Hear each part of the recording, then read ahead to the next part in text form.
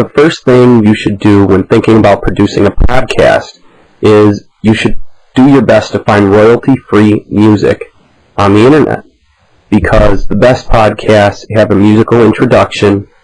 It adds professionalism to your podcast and makes it sound more like a radio show than some guy just talking into a microphone. I recommend checking out royaltyfreemusic.com. URL is right there. Take a look through what they have and try to stick to something in the classical arena. You see there are plenty of options here for you to pick through. Don't always just go with the beginning of one of these pieces of music to make sure that you aren't using the exact same thing everyone else is using. Podcasts can be an outstanding source for credibility and traffic to your website. So what you are looking at is a piece of software called Audacity. What this software is a completely free sound recording software. Very simple. You plug in a microphone, you speak, it records. So we're going to click the record button, and you can see that my voice is being recorded as we speak.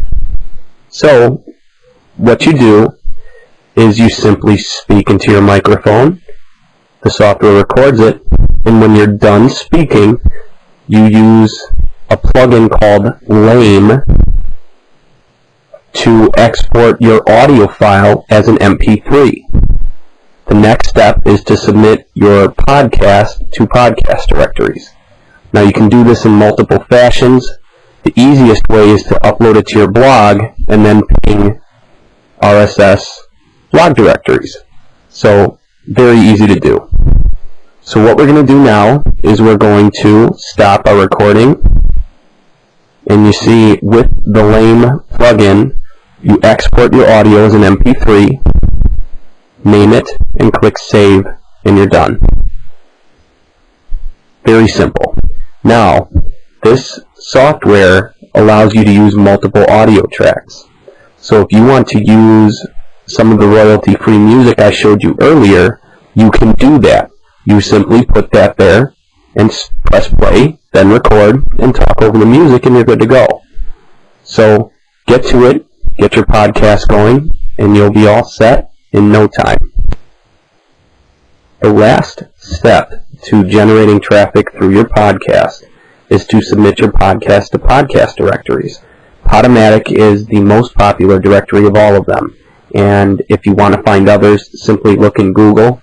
Otherwise, the pinging sites that I had showed you before through the blog video can actually be used to share podcasts.